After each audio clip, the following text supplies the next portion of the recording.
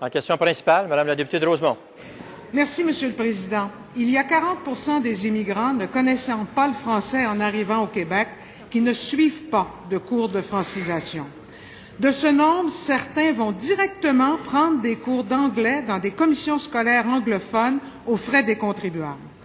Comme le disait dimanche dernier le président du Conseil supérieur de la langue française, c'est peut-être parce qu'ils ne se sentent pas obligés d'apprendre le français dans une ville où l'on peut réussir à vivre en anglais. Il n'est pas nécessaire de parler français pour gagner sa vie à Montréal. Jugement lourd de sens et de conséquences. Pendant ce temps, la ministre coupe arbitrairement des cours de français écrits et elle laisse en plan des centaines d'étudiants. Elle diminue l'effort de francisation alors que Montréal s'anglicise. Qu'est-ce que la ministre répond aux organismes de francisation, aux étudiants, aux professeurs qui contestent sa décision et qui réclament le rétablissement des cours abolis? Bravo.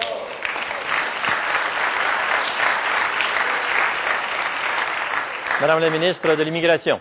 Merci. Alors, Monsieur le Président, la question de la députée, d'une part, va me permettre de corriger un certain nombre d'affirmations qu'elle a faites. D'une part, je tiens à la rappeler que ce soit au niveau des investissements, mais plutôt au niveau des actions en francisation. Jamais qu'il y a eu un gouvernement qui a investi autant en francisation.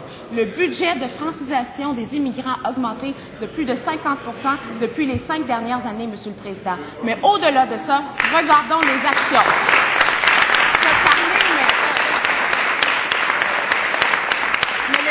De Richelieu ne veut pas m'écouter, mais ce serait important qu'il entende les réponses, Monsieur le Président, parce que c'est pas un hasard qu'on a plus de 40 000 personnes sur les bancs d'école immigrants qui apprennent le français. Et ça, c'est grâce, entre autres, à notre action de vouloir faire la francisation en ligne dès l'étranger, dans les entreprises, en plus d'offrir les cours à temps complet. Alors, Monsieur le Président, c'est faux d'affirmer qu'on ne francise pas la population immigrante. On le fait et on va continuer de le faire parce qu'on a ça à cœur. C'est pas juste un discours.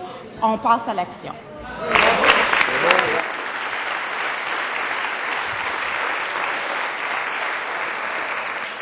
En question complémentaire, Madame la députée de Rosemont.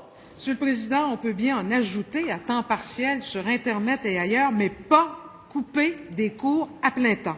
La ministre ne comprend-elle pas qu'elle envoie le plus mauvais message aux immigrants non francophones, celui que le français n'est pas nécessaire pour intégrer le marché du travail à Montréal?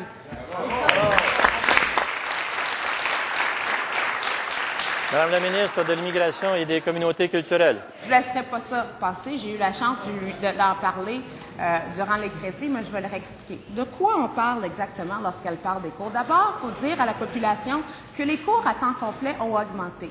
Les cours à temps complet ont augmenté, d'une part, Monsieur le Président, mais deuxièmement, la décision qui a été prise par le gouvernement, c'est de dire à partir de 1000 heures de cours, c'est-à-dire à partir de 1000 heures de cours avec allocation, où la population immigrante apprend à parler, à écrire, à lire et à communiquer, on prend la décision qu'après 1000 heures, 33 semaines, les immigrants sont suffisamment francisés pour poursuivre leur cours de francisation gratuitement à temps partiel et en ligne. Alors, Monsieur le Président, ces services-là n'étaient pas